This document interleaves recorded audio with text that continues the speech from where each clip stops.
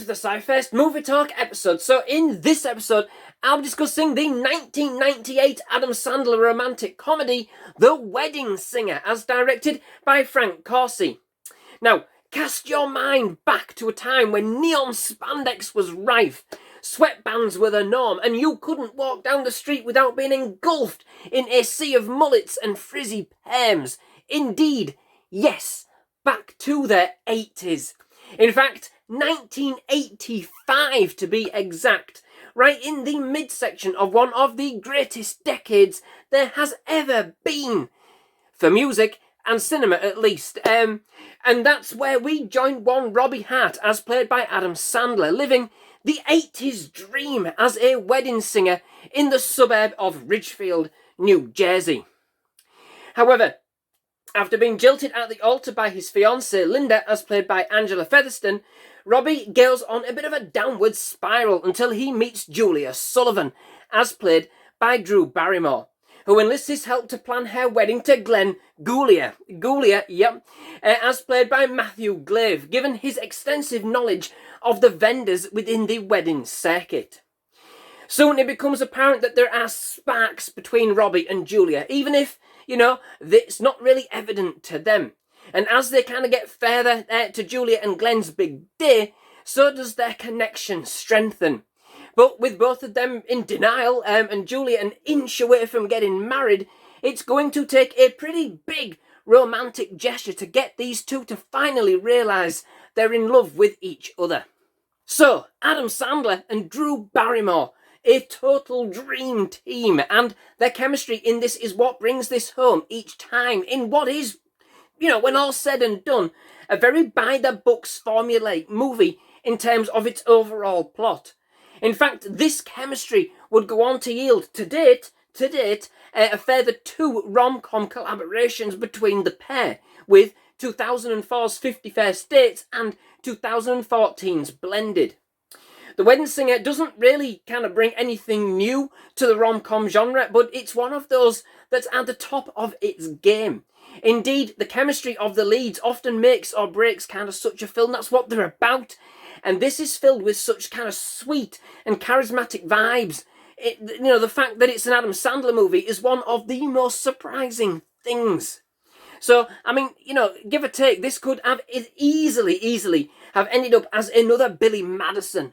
But here we have a Sandler that's on his best game, balancing romance and comedy in a surprisingly affectionate way. Now, don't get me wrong, I know Sandler can be somewhat divisive, but his comedy certainly has its place, and for me, that's not the trash can.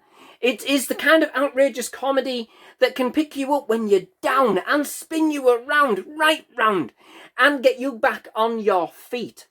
Sometimes it is often crass, adolescent-like humour, but here he proves there's certainly more to his range, with a more settled, considered performance befitting of such a romanticised plot. Sure, we have his trademark bursts of anger, but these actually seem well placed, more befitting the moment, and rather than kind of feeling like a tantrum, actually here they play well into the kind of the depression spiral he does find himself in, whilst at the same time giving us a bit of a bit of trademark Sandler. And that's the thing. Nobody overdoes it. Nobody's saturated or, kind of outstays the welcome. There are a couple of cameos from Sandler's usual cohort. Most notably Steve Buscemi and John Lovitz, who are in fact excellent here, and go as far as to actually kind of add a bit of spice, with their own unique flair. Particularly Lovitz, who actually also manages, for the brief moment is on, to actually steal the show. But the nice thing is, most Sandler movies, do usually feature Sandler, pretty prominently. But here, both he and Barrymore almost have an equal billing, developing both characters to an almost equal extent, and kind of balancing both sides of the love that develops in a very charming way. Barrymore just has that kind of energy and innocence about her at this stage, and indeed a smile you can really get caught up in. It's like being in an 80s coated candy shop. It just oozes 80s cheese and is perfect, an absolutely perfect throwback to the era. It even comes with its own obligatory 80s style montage as the wedding planning progresses, as all the best ones from that era do.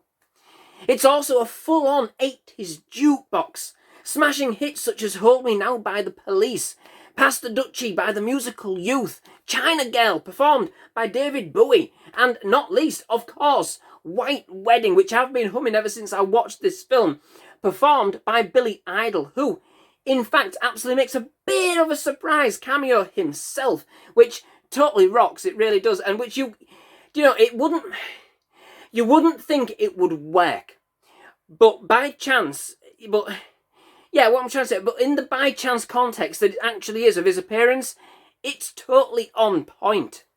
And to be honest, I think that's another thing about this movie. The parts that really shouldn't work at all, the parts that, that you usually kind of cringe at with that kind of comedy, awkward or, otherwise, they actually work here. The ending, for instance, is just the biggest bucket load of cheese you can get, putting its own twist on the race to the airport romance ending, but it actually plays out in one of the film's most hilarious yet strangely romantic moments. Perhaps being kind of set against the eccentricities and flair of the 80s kind of mellows everything else out a little, Personally, I think everything's just, kind of set at that right level and tone that the pieces kind of just fit together like a made-to-measure suit. It actually feels very much like this could have easily have been actually an 80s rom-com. It has all those necessary ingredients. There are a few moments, yes, that kind of might give that game away, that it was actually made in the 90s, but it still manages to kind of retain that kind of quality. A similar movie from the actual 80s might have had. Exceedingly nostalgic. For a comedy, it's not constant hilarity, from start to finish. But then it doesn't go in for a joke a minute either. That's not what this is about. The parts that are romantic are actually quite soft, mellow and sweet. The parts that are supposed to be funny do actually hit the spot. And indeed, whilst not perhaps on the same par as 1995's teenage comedy Clueless for quotable material, the movie also brings some excellently quotable one-liners, especially from those that Sandler gives as he's kind of having that breakdown. Nothing feels forced, and the natural progression of the humour and emotion of the characters is very well placed. It feels right.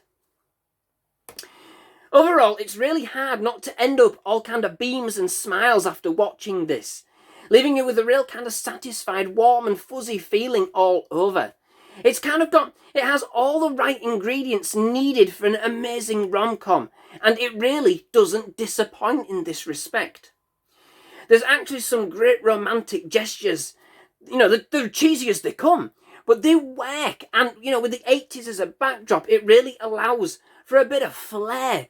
There's a sprinkle of the 80s magic about it.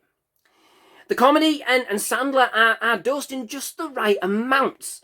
And although, yes, it does have a few dated moments that are probably left behind in the 80s, it's otherwise a very solid and feel-good romantic comedy.